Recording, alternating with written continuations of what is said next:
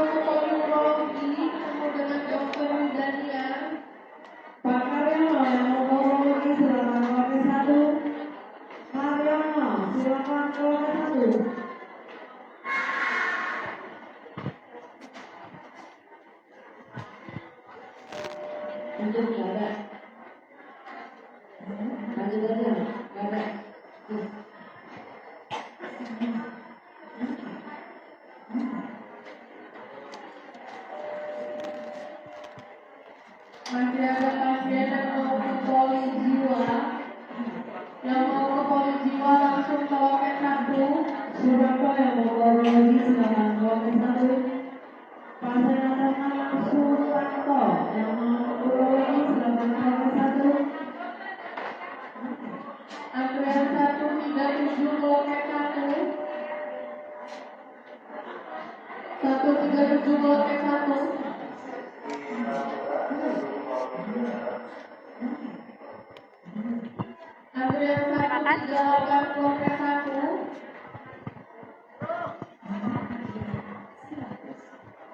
Assalamualaikum warahmatullahi wabarakatuh. Perkenalkan, nama saya Fiska Lailatul Rohmah. Saya salah satu ahli gizi di rumah sakit ini, ya. Di sini kita sebelum mulai fokus ke dietnya, kita bisa perkenalan dulu ya tentang organ hatinya itu sendiri, ya. Hati atau biasa kita sebutnya liver. Lanjut, Mas. Jadi hati ini merupakan organ terbesar di dalam tubuh yang berwarna coklat dengan berat 1,5 kg, kurang lebihnya segitu. Hati atau liver terletak di rongga perut atas, tepat di bawah rusuk bagian kanan. Nah, boleh dipegang, hatinya ada di sebelah kanan, rongga atas ya. Nah, organ hati memiliki dua bagian, ada dua, lobus kanan dan lobus kiri. Lobus kanan ukurannya lebih besar daripada lobus kiri. Next. Nah, ini fungsi hati. Jadi organ hati itu ada fungsinya di dalam tubuh. Apa aja? Banyak sebenarnya ya fungsinya. Cuma salah satunya ada 4 di sini saya sebutin, yaitu memproduksi cairan empedu, menghasilkan sel darah merah yang sudah tua, ketiga mendetoks racun yang berbahaya bagi tubuh, dan penyerapan nutrisi yang dibutuhkan oleh tubuh. Itu beberapa fungsi hati. Jadi hati itu juga penting, organ yang bekerja di dalam tubuh nih, fungsinya banyak ya. Ini hanya beberapa aja yang saya sebutkan. Oke, kurang geser. Ada lagi, next, lanjut. Nah, ini jenis-jenis penyakit hati. Jadi organ hati ini juga bukan sakit hati, maksudnya sakit hati karena sesuatu ya, tapi ini benar-benar penyakit. Karena penyakit dari organ hati itu ada banyak macamnya. Ya, ada hepatitis, yang pertama, peradangan hati akibat infeksi virus. Nah, hepatitis yang dikenal kita biasanya ada hepatitis A, B, dan C. Itu ada banyak hepatitis sebenarnya sampai E, tapi biasanya kita pakainya A, B, sama C. Ya, terus yang selanjutnya ada sirosis hati. Kerusakan akibat penumpukan jaringan parut. Kanker hati terjadi ketika sel-sel di organ hati bermutasi dan membelah diri secara tidak terkendali. Ada perlemakan hati, penimbunan lemak lebih dari separuh ukuran hati. Jadi hatinya ini dibungkus sama lemak. Kolestasis, kegagalan produksi pengeluaran empedu. Ini kan tadi salah satu fungsinya kan ya. Tapi ternyata ada kolestasis, berarti ada terhambat. Kemudian ada abses hati, terjadi akibat infeksi bakteri. Ini jadi macam-macamnya yang sakit, didiagnosa dokter apa gitu ya. Gejala penyakit hati secara umum. Dari beberapa penyakit yang tadi, gejalanya secara umum ini demam, lemas, mual, muntah, penurunan nafsu makan, atau biasanya kulit dan mata menguning, ya. Ada kan ya, sering kita temui itu biasanya nyeri pada perut, air kencing berwarna kuning, keruh, dan perut membesar atau asites. Ya, ada penumpukan cairan di perutnya, biasanya kita sebutnya asites. Nah, kita fokus ke ranah gizi. Ya, karena saya ahli gizi, sekarang kita fokus ke ranah gizinya. Saya mau tanya dulu ke mbak-mbak biasanya ya, yang lebih muda biasanya. Diet sama diet ini sama enggak? Mbak, ini yang depan sendiri kayaknya. Biasanya kan anak muda tahu diet sama diet kira-kira sama enggak? Biasanya kan tahu ya, suka diet-diet nurunin berat badan kalau takut gemuk, ya kan? Jadi diet sama diet beda ya? Beda. Sebenarnya di sini diet sama diet ini sama pengertiannya, ya. Jadi kalau saya sebut diet itu sama kayak diet. Biasanya orang umum kan taunya diet ya. Tapi kami kadang juga nyebutnya diet. Nah, jadi intinya sama. Next, Mas. Jadi diet atau diet ini apa gitu ya? Cara atau metode membatasi porsi makan dan memilih sumber makanan untuk mencapai tujuan tertentu. Biasanya kan kalau mbak-mbak anak muda kan ya tujuannya nurunin berat badan, kita diet ya, diet gitu. Sama sebenarnya kayak diet. Iya, biar langsing. Bagus. Terus lanjut.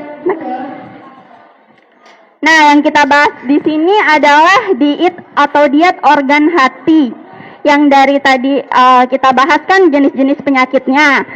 Nah, dari gizi ini ada pembatasan asupannya beberapa yang harus dibatasi jika terkena sakit tadi. Yang udah dijelasin sebelumnya ya. Itu tujuannya untuk apa? Untuk mengurangi beban hati. Beban kerja organ hati. Supaya organ hatinya tidak bekerja lebih parah lagi, penyakitnya tidak semakin memburuk. Nah, kita pantau dengan makanan juga. Selain obat-obatan, makanan juga harus perlu diperhatikan. Yang kedua adalah mencegah kurang gizi atau gizi kurang.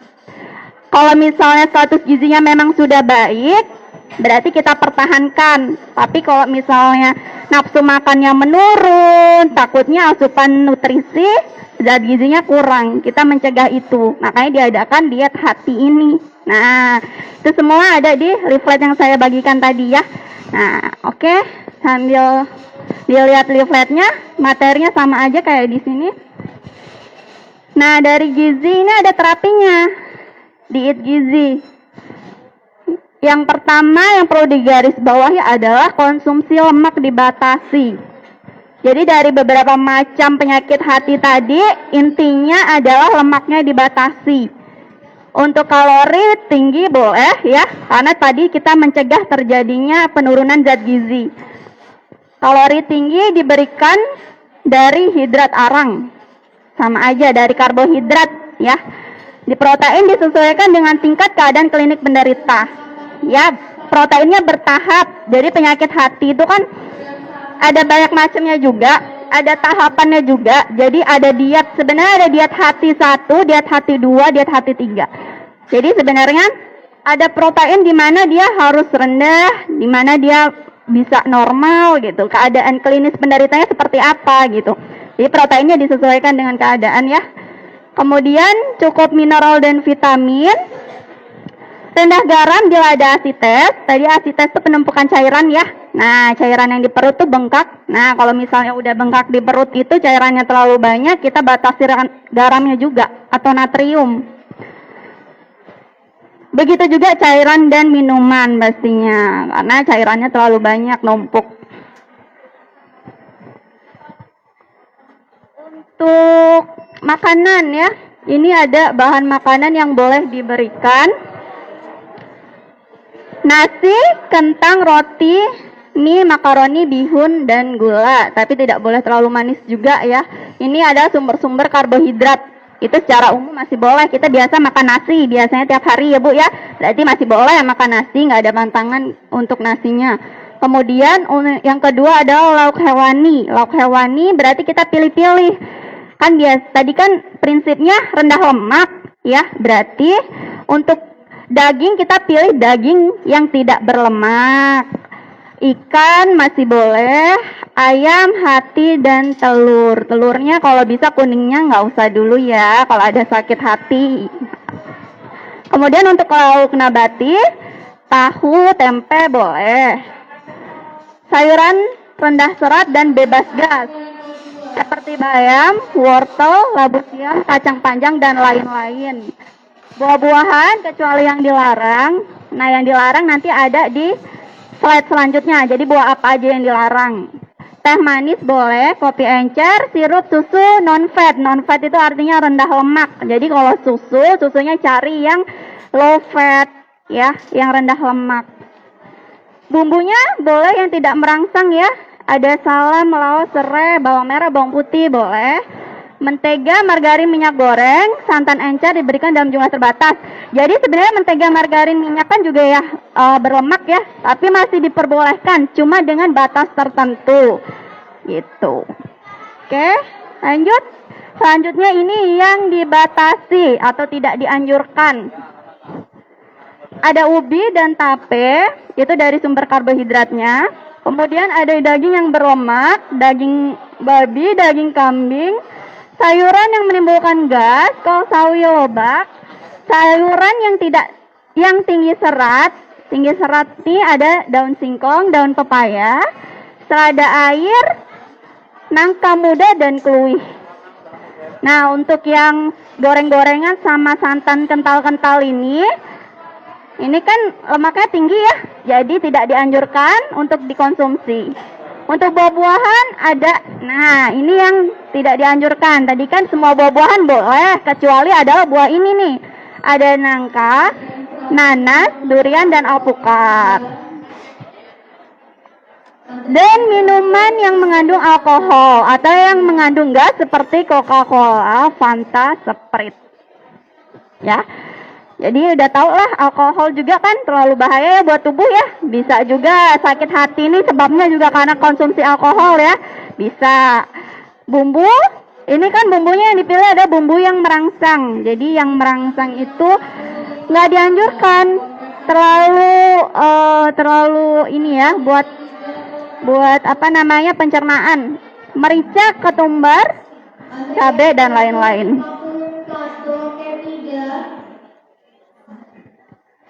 Ini kita metode masak yang baik. Jadi untuk diet hati ini, untuk proses masaknya pun kita dianjurkan untuk merebus, mengukus, memanggang, dan mengungkep. Jadi kita menghindari yang goreng-gorengan gitu. Ya, berusaha semaksimal mungkin prosesnya jauh-jauh dari minyak gitu. Hindari menggoreng sebaik mungkin. Bila memasak daging, pilihlah daging yang tak berlemak. Jadi memang benar-benar daging merah tanpa lemaknya, tanpa gajihnya. Ya, jeroan-jeroan itu nggak bisa. Hindari santan kental. Kalau mau pakai santan masih boleh, tapi santan cair dan sedikit aja. Tidak dianjurkan yang kental-kental. Ini adalah pencegahan sakit dari organ hati itu tadi. Bisa vaksin hepatitis ya, vaksin udah ada disediakan vaksin hepatitis. Menjaga kebersihan, menjaga berat badan ideal. BBI ini berat badan ideal. Jadi yang berat badannya status gizinya overweight, obesitas itu ya, itu berusaha memang sambil diet penurunan berat badan, tapi dietnya juga harus yang tepat sesuai dengan kesehatan ya. Kalau mau sambil konsul sama ahli gizinya. Jadi penurunan berat badan yang ideal, mencapai berat badan ideal dengan cara apa? Jangan sampai cuma sehari makan sekali, jangan sampai kayak gitu. Itu bukan buat nurunin berat badan, tapi nanti nambah penyakit lagi. Ya, olahraga teratur, tetap olahraga. Kalau seminggu 2 kali ya diusahakan seterusnya seminggu 2 kali. Banyak konsumsi air putih, batasi lemak jahat, yaitu tadi ya dari santan-santan kental, dari goreng-gorengan, itu lemak jahat maksudnya. Konsumsi sayur dan buah, berhati-hati konsumsi obat jangka panjang tanpa resep dokter. Jangan sembarang minum obat tanpa ada advice dari dokternya ya. Jangan suka beli sembarang obat gitu. Oke, terima kasih, itu tadi dari kami. Ini dari leafletnya sudah dibuka semua. Tadi materi yang saya sampaikan ada di leaflet ini ya Pak Bu. Ini ada diet hati. Nah yang satunya adalah leaflet bahan makanan penukar. Nah di bahan makanan penukar di sini ada lemak rendah lemak, lemak sedang dan lemak tinggi lemak di bagian tengahnya sini ya. Nah untuk yang ada penyakit hati ini, ada gangguan di organ hatinya ini, berarti kan ada asupan lemak ya yang rendah. Nah kita pilih aja di sini bahan makanan yang rendah lemak. Jadi apa aja di sini ada. Nah, itu yang boleh dikonsumsi. Untuk yang tinggi lemak atau lemak sedang itu harus dibatasi. Kalau tinggi lemak kalau bisa nggak usah dikonsumsi. Gitu ya. Itu. Oh, keras ya, Kak? Iya. Ya, Mas Tagar, tolong dikecilin sedikit. Oke, itu presentasi dari kami. Adakah yang ingin bertanya? Boleh, Bapak? Iya. Antrian 160 Satpol P3. Antrian 160 Satpol P3. Antrian 160 Satpol P3. Assalamualaikum warahmatullahi wabarakatuh. Saya ucapkan banyak terima kasih sejajaran yang bertugas di Ahmad Yani. Saya ucapkan semoga menjadi wawasan untuk semuanya. Saya sebagai nama Temuko, saya mau menanyakan tentang bermasalah diet dan sama apa itu ideal. Kalau iya, ini kan kalau saya kan tinggi badan 165. Kalau berat badan saya kan 75, itu kan belum ideal. Terus kalau idealnya berapa? 165. Berat badannya 75. Jadi kan ini nggak ideal, masih kelebihan berat badan. Nah, nanti saya ingin tahu idealnya berapa. Nanti kalau nggak tahu idealnya nggak berapa, nanti kebablasan diet. Nanti kalau kebablasan kan jadi kekuruan. Nah, terus dengan sama itu masalah tentang makanan yang menjadi lemak itu kan itu ya memang di buku tadi ada, tapi kan belum membaca itu tentang apa aja. Coba dikasih sarankan kepada petugas yang di Ahmad Yani. Terima kasih.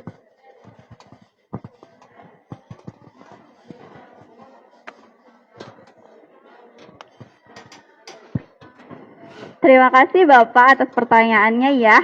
Mohon maaf tadi saya kurang mendengar jelas tadi Bapak siapa tadi? Bapak aja ya. Oke, Bapak tadi bertanya masalah berat badan ideal dan konsumsi makanan apa aja ya. Sebenarnya itu di luar dari materi. Sebenarnya fokus kita materi adalah diet hati. Cuma nggak apa-apa ya, karena memang masih ranahnya gizi. Saya bantu buat menjelaskan di sini. Bapak kan tadi sudah sadar diri, mohon maaf ya, berat badannya memang lebih ya. Status gizinya overweight ya. Semoga tidak sampai obesitas. Oke. Berarti untuk berat badan idealnya adalah 63 kilo. Itu yang harus Bapak capai. Dari 75 ini turun ke 63. Bapak harus penurunan berat badan sebanyak itu. Nah, untuk normalnya, untuk penurunan segitu kita dalam 1 minggu maksimal hanya setengah kilo. Ya, dalam 1 bulan maksimal 2 kilo. Jadi itu penurunan berat badan yang sehat, yang ideal ya. Kalau berat badan turunnya lebih dari 2 kilo, kami tidak yakin gitu. Maksudnya tidak caranya benar enggaknya perlu diragukan ya. Itu nanti sehat enggaknya, apa resikonya lebih parah lagi, kita juga tidak menyarankan. Saran kami maksimal dalam sebulan adalah penurunan 2 kilogram gitu.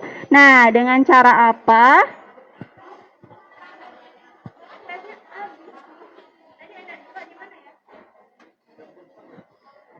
Nah, gantian aja dulu. Untuk bahan makanannya, sebenarnya prinsipnya kalau mau detail lagi, sebenarnya harus ada perhitungan ya Pak ya. Jadi kebutuhan kalori Bapak ini berapa, dan kita ada tahapan pemberian kalori. Itu sebenarnya lebih fokusnya kalau untuk penurunan berat badan juga Bapak harus konsultasi ke kami pribadi. Intinya face to face kita bisa screening dulu, ada tahap-tahapan yang memang kita harus lakukan. Jadi secara umum ya memang saya sampaikan di sini intinya makannya tetap sehari 3 kali, porsinya saja yang dikurangi sedikit ya, tapi nggak langsung ujuk-ujuk langsung cuma setengah centong, nggak, memang harus bertahap seperti itu, dan tetap dengan olahraga yang teratur sehari 2 kali, seminggu 2 kali misalnya, selanjutnya pun harus seminggu 2 kali terus gitu. Jangan tiba-tiba langsung berlebihan, jangan tiba-tiba berhenti olahraga. Intinya hanya seperti itu. Dan beberapa bahan makanan yang tinggi kalori dari leaflet bahan penukar tadi itu sebenarnya panduannya juga. Jadi di situ ada beberapa kalori yang memang tinggi. Ada standarnya di atasnya Pak. Nah, Bapak bisa kira-kira sendiri kalori apa yang tinggi banget yang kira-kira saya harus batasi. Seperti itu. Jangan tiba-tiba kalori itu tinggi terus tidak dikonsumsi sama sekali, tidak. Ini prosesnya hanya pembatasan. Tidak boleh, jangan sampai tidak mengonsumsi sama sekali. Itu. Dari saya seperti itu ya. Bapaknya mau tanya lagi? Orang itu tinggi badannya kan nggak sama. Terus misalnya tinggi badan 150. Itu idealnya diambil berapa dari tinggi berat badan itu, Mbak? Diambil berapa dengan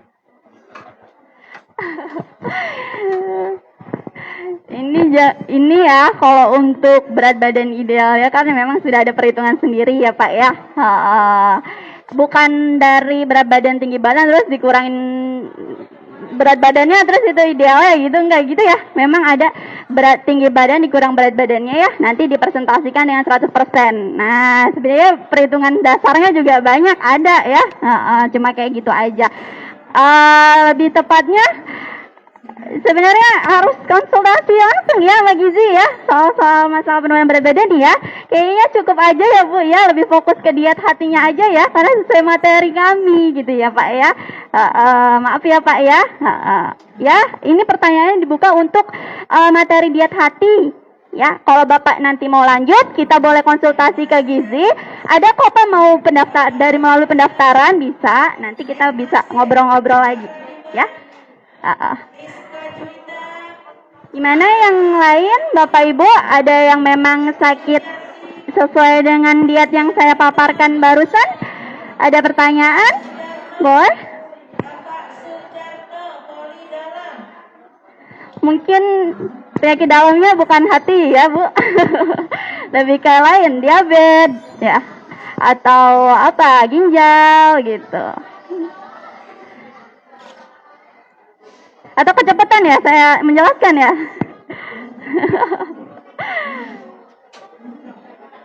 Tidak ada ini? Tidak ada yang ingin bertanya lagi? Menarik kalau Bapak materinya tentang itu ya, penurunan berat badan, mungkin materi yang saya bawakan diet gizi seimbang, mungkin cocok kalau Bapak beri pertanyaan tadi, kita fokus ke situ. Oke, nggak ada sepertinya Bu.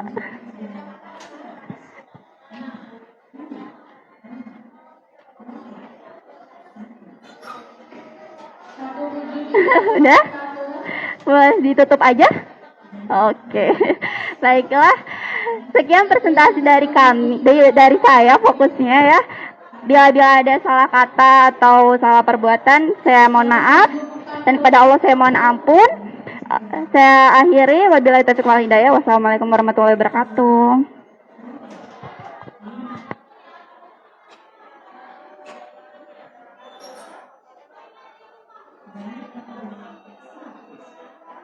Ambilan 175 loket 1.